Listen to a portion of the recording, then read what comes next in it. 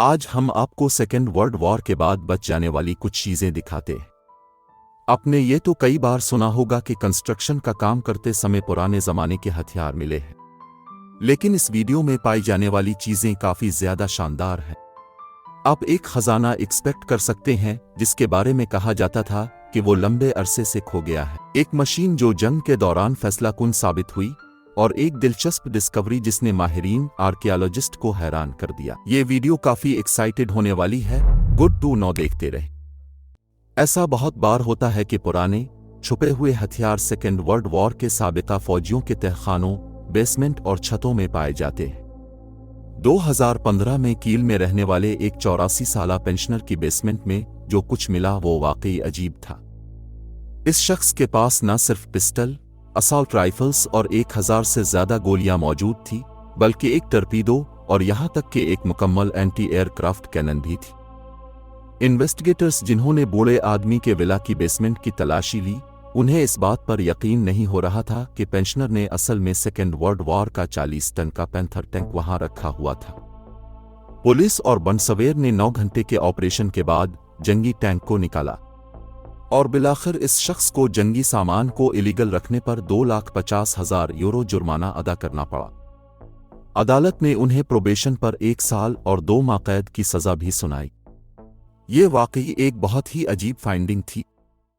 अब जो फाइंडिंग हम आपके सामने पेश कर रहे हैं वो बेसमेंट में मौजूद टैंक से कहीं ज्यादा अफसोसनाक है। 2008 में सेकेंड वर्ल्ड वॉर के खात्मे के 63 साल बाद हाइकर्स पापुआ न्यू गिनी के घने जंगलों में एक बिल्कुल नाकाबिले यकीन चीज से टकरा गए। जब उन्होंने पेड़ों की चोटियों पर नजर डाली तो उन्होंने वहां 12 मीटर की ऊंचाई पर एक पायलट लटका हुआ पाया।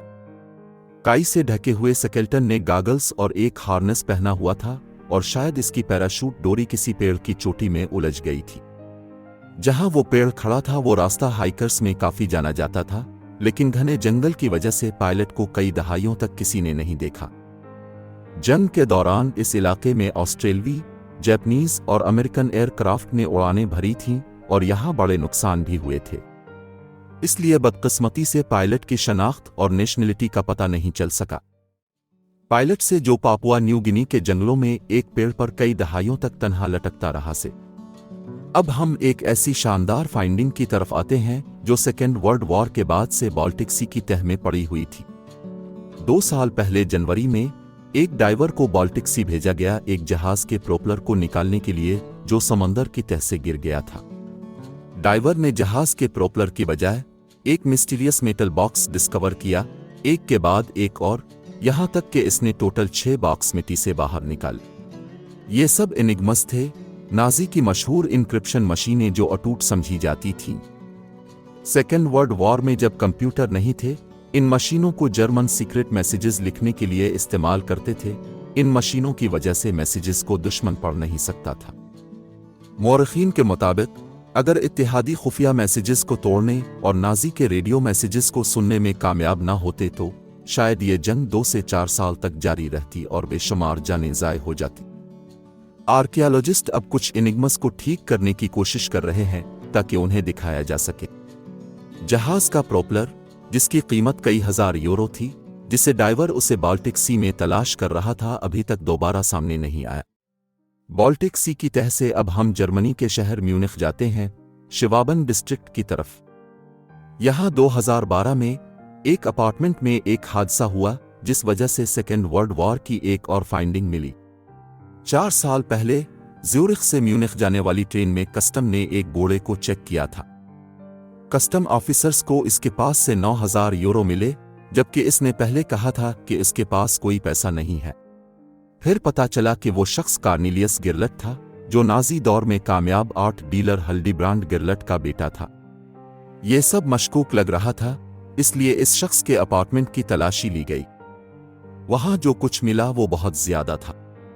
अपार्टमेंट में 1280 आर्ट वर्क मिले, जिनमें से कुछ 1945 से गुम हो चुके थे और उनमें से कुछ आर्ट मौरखीन के लिए भी नामालूम थे।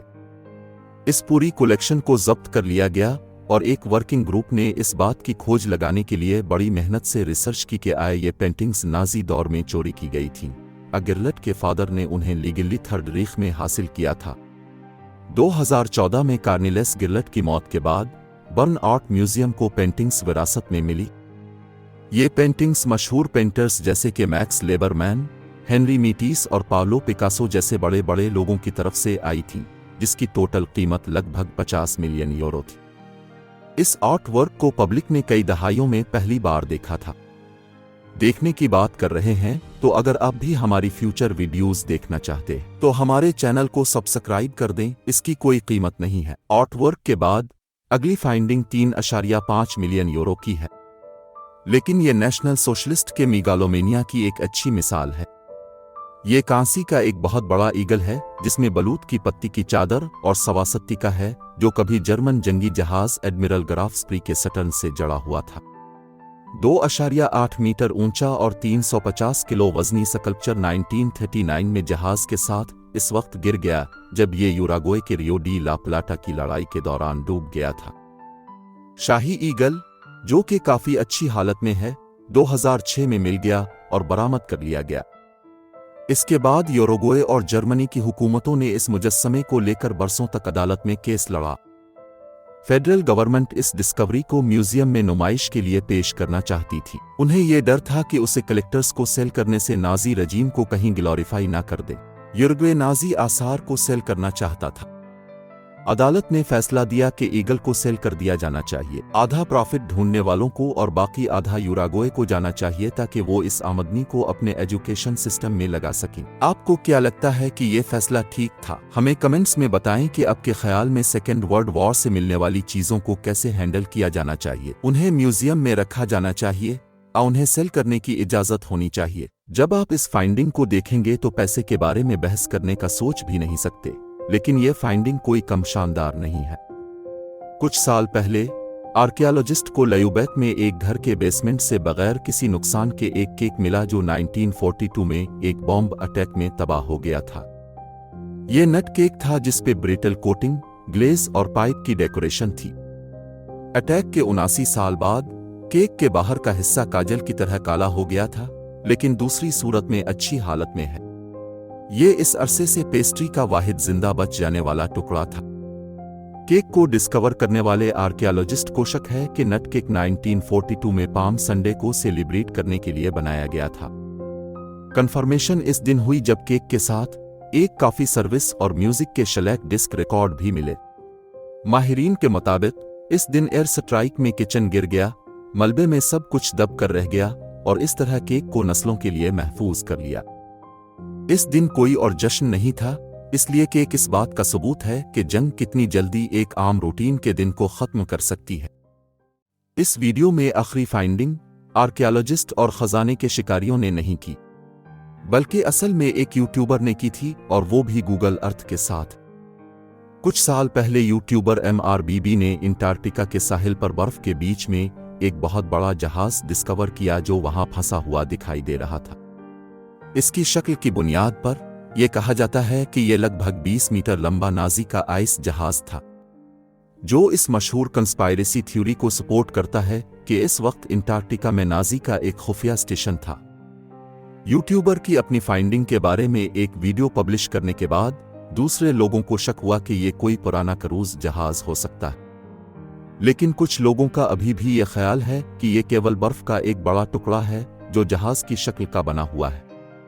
अगर आपको ये वीडियो पसंद आई है तो लाइक करें और देखते रहें गुड टू नो। मिलेंगे आपसे अगली वीडियो में।